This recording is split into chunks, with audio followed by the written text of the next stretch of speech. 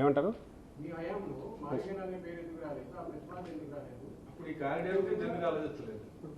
ఏది మా హయాంలోనా?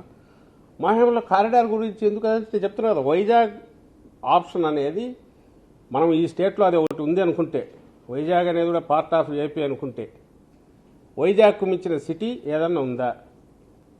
మనకున్న అన్ని రకాలుగా ఫస్ట్ నంబర్ 1లో వచ్చే సిటీ ఏదన్నా చెప్పుకోగలిగిందంటే వేరే ఏమన్నా ఉందా? పోనీ ఈరోజు చంద్రబాబు నాయుడు గారు ఏమన్నా వేరే ఉందని చెప్పగలుగుతున్నాడా?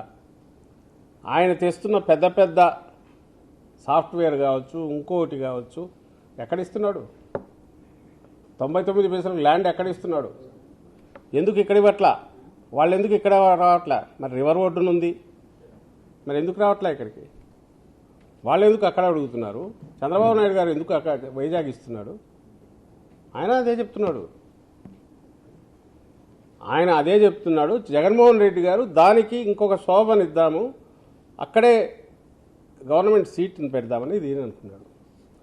ఎవరైనా ధైర్యంగా వైజాగ్ అనేది మనకు సరిపోదు, రాజధాని పక్కకు దోసేయండి, అంతకంటే బెటర్ సిటీ మనకున్న వీటిలో ఉందని ఎవరైనా చెప్పగలరా? ఐ డోంట్ థింక్ ఎవరైనా చెప్పగలరా అయితే అనుకోను. ఇక్కడ విజయవాడలో, మచిలీపట్నంలో, గుంటూరులో, అమరావతిలో అడిగినా కూడా ఎస్ వైజాగే ఫస్ట్ ప్రిఫరెన్స్. బయట వాళ్ళని ఎవరు అడిగినా బిజినెస్ వాళ్ళు ఎక్కడికి వస్తారంటే అక్కడికి వస్తారు. ఎందుకంటే ఆల్రెడీ డెవలప్ అయింది, ఇన్ఫ్రాస్ట్రక్చర్ డెవలప్ అయింది, ఆ ఎన్విరాన్మెంట్ వచ్చింది, రకరకాల నేషనల్ ఏజెన్సీస్ అని ఆల్రెడీ ఉన్నాయి, స్టీల్ ప్లాంట్ ఉండొచ్చు, లేదా నేవీ ప్రెజెన్స్ ఉంది, హిందుస్థాన్ పెట్రోలియం ఇవన్నీ ఉన్నాయి, హెచ్పిసిఎల్ ఏమి ఉన్నాయి, అన్ని మొత్తం కాస్మోపాలిటన్ రియల్ ఇది మనకు ఏపీకి ఉండేది అది ఉంది.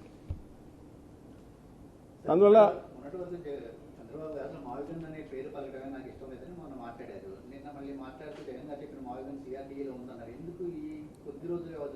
ఎందుకంటే తగిలింది, తగలాల్సిన చోట తగిలింది. మళ్ళీ issue it is not the question of మావిగాన్. నేను లాస్ట్ టైం కూడా చెప్పాను, జగన్మోహన్ రెడ్డి గారు గతంలో మాట్లాడినప్పుడు సేమ్ ప్రపోజలే పెట్టాడు. పోస్ట్ 24 ఎలక్షన్స్ తర్వాత ఎప్పుడైతే మళ్ళీ 5 years చంద్రబాబు నాయుడు గారు వచ్చారో, ఎలాగో ఆయన అడ్డంగా పోతున్నాడు ఇక్కడ. పైగా సెంటర్లో కూడా ఇప్పుడు ఆయన ఉన్న పలుకుబడేంత ఏం లేదు, దీనికే వాడుకుంటున్నాడు. ఎట్లా దీనికి పట్టుకొని రావాలని. నిజంగా ఆ పలుకుబడి వాడుకుంటే ఆ గ్రాంట్ తీసుకొచ్చిండాలా? సెంటర్ నుంచి 30,000 కోట్లు 40,000 కోట్లు గ్రాంట్ తెచ్చి కట్టాడు అనుకోండి, జగన్మోహన్ రెడ్డి గారికి అభ్యంతరం ఏముంది? ఎందుకు వద్దంటాం? వైఎస్ఆర్ కాంగ్రెస్ పార్టీ వాళ్ళు ఎందుకు అభ్యంతరం చెప్తాం?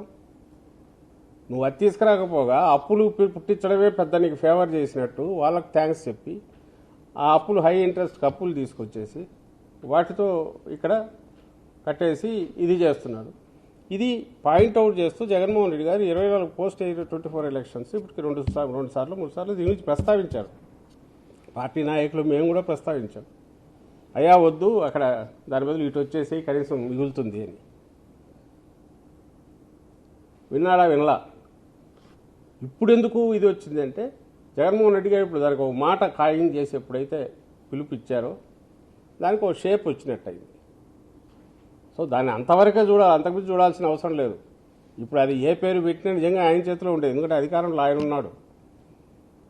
ఇంకో 3 ఏళ్ళు అది నెక్స్ట్ ఇది 29 వరకు నెక్స్ట్ ఎలక్షన్లు ఎప్పుడు వస్తే అప్పుడు అంతవరకు ఆయనే ఉంటాడు. So it is his call. ఈ పేరు అన్నందువల్లనే ఈరోజు ఉలిక్కిపడ్డారు. ఆ పేరులో ఒక హేతు పద్ధతి ఉంది. దాంతోపాటు ఏంటిది అనగానే జగన్మోహన్ రెడ్డి గారు చెప్పిన ప్రపోజల్ అందరికి గుర్తొస్తుంది. అవును కదా, బాగానే కరెక్ట్గా చెప్తున్నాడు కదా అని ప్రజలు అనుకుంటున్నారు.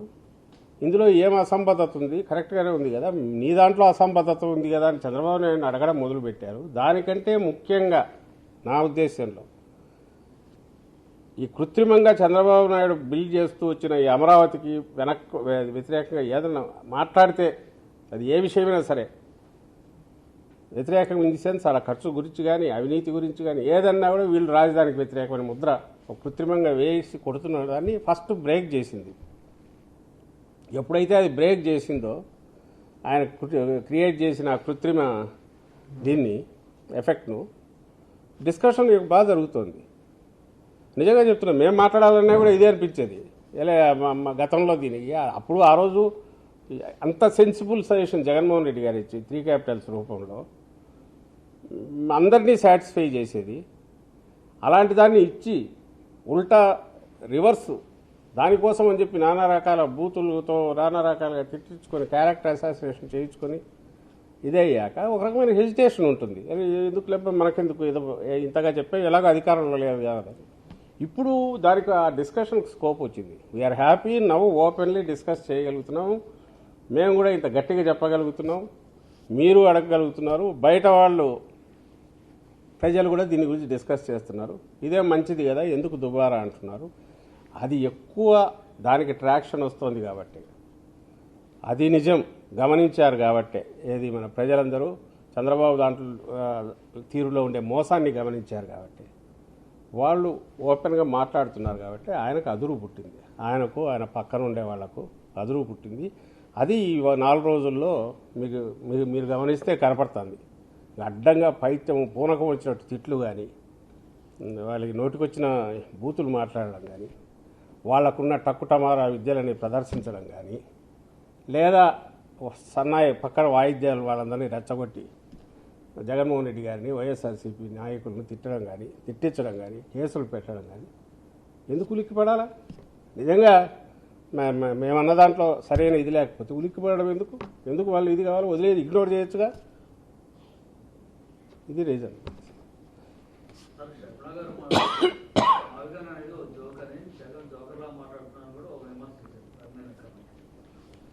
నేను ఇంతకుముందు అన్న పక్క వాయిద్యాల్లో ఆమె కూడా ఒకరు.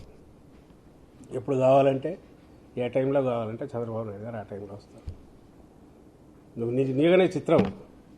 మన ఆయనేమో ఎన్డీఏ పార్ట్నరు, ఈమెమో అలా కొట్లాడుతున్నామంటున్న కాంగ్రెస్ వాళ్ళకు ఇండియా కూటమిలో దాన్ని ప్రధానంగా లీడ్ చేస్తున్న కాంగ్రెస్ పార్టీకి ఇక్కడ స్టేట్ అధ్యక్షురాలంట. మరి విచిత్రం ఏందో అర్థం కాదు. మరి అది ఆయన వీళ్ళ ఎన్డీఏ కూటమిలో ఇక్కడ ఉండి ఆయన చెప్పినట్టు ఇక్కడే కాదు ఆ పక్క స్టేట్లో అయినా ఎట్లా నడుస్తుంది. ఇక్కడైతే ఎప్పుడు అటు బెక్ అండ్ కాలంట, ఎప్పుడు కావాలంటే అప్పుడు ఆ గంట కొట్టే టక్కున అవసరమైనప్పుడు వస్తారు. నేను అనుకున్నాం 3 రోజులు అయింది ఇంకా రాలేదా నిన్న మాట్లాడాను. ఏం చేయగలం ఎంత మేము ఎంత తక్కువ మాట్లాడుకుంటే అంత బెటర్ ఆమె గురించి.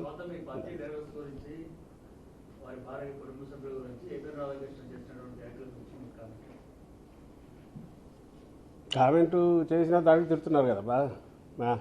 అంటే ఇప్పుడు మాకు అర్థం కాదు ఏంటంటే, మొన్న మా నాయకుడు ఏబిఎన్ ఛానల్ దగ్గర హైదరాబాద్కు వెళ్ళిన వాళ్ళల్లో ప్రధానమైన కంపోజిషన్ నాకు తెలిసి 30-40 మంది, అందులో 7-8 మంది మాజీ మంత్రులు, ఇప్పుడు శాసనసభ్యులు, ఇప్పుడు ఎమ్మెల్సీలు, సీనియర్ నాయకులు, ఇంకొంతమంది కార్యకర్తల అభిమానులు, జగన్మోహన్ రెడ్డి గారి అభిమానులు ఉండొచ్చు. కానీ ప్రధానమైన కంపోజిషన్ అయితే వీళ్ళు. అసలు బహుశా చెప్పుకోదగ్గ అంటే ధర్మాగ్రహాన్ని వ్యక్తం చేయడం, ఒక నిరసన అత్యంత శాంతియుతంగా చేయడం, ఏది అంత లీడర్లుగా ఉండి ఒక్కొక్కరు దశాబ్దాల తరబడి సీనియర్ మంత్రులు ఉన్నారు, అందులో చాలా సీనియర్లు, విశ్వరూప్ లాంటి వాళ్ళు ఉన్నారు. అంతకుముందు ఇదిగా చేశారు రామసుబ్బారెడ్డి గారు ఎమ్మెల్సీ గారు, అప్పుడు టీడీపీ హయాంలో అప్పుడు మినిస్టర్గా చేశారు. తర్వాత సీనియర్ ఎమ్మెల్సీ అలాంటి వాళ్ళు ఉన్నారు. గడికోట శ్రీకాంత్ రెడ్డి ఉన్నారు. ఇంకా ఉమెన్ లీడర్స్ లక్ష్మీపార్వతి గారు, ఇట్లా అందరు సీనియర్ లీడర్లు ఉన్నారు. చాలామంది పేర్లు ఇంకా చెప్తూ పోతే చాలామంది వస్తారు. ఆదిమూలపు సురేష్ ఉన్నారు, సీనియర్ ఎమ్మెల్యేగా ఇంతకుముందు, ఎమ్మెల్సీ పెద్ద ఎత్తున పోయినారు. అంత పెద్ద ఎత్తున నాయకత్వం, ఒక పార్టీ నాయకత్వం వెళ్ళి ఒక మీడియా హౌస్ దగ్గర ప్రొటెస్ట్ చేయడము rarest of the rare things. Democratic పద్ధతిలో శాంతియుతంగా నిరసన తెలియజేయడం, అలాగే చిన్నపాటి ఇది లేకుండా అక్కడ ఉపన్యాసాలు ఇచ్చి స్లోగన్స్ ఇచ్చేసి ఒక గంట పాటు, ఎందుకంటే ప్రపంచానికి తెలియాలి ఏమన్నాడు ఈ వ్యక్తి అనేది తెలియాలి కాబట్టి నిరసన తెలియజేయడము ఫస్ట్ టైం.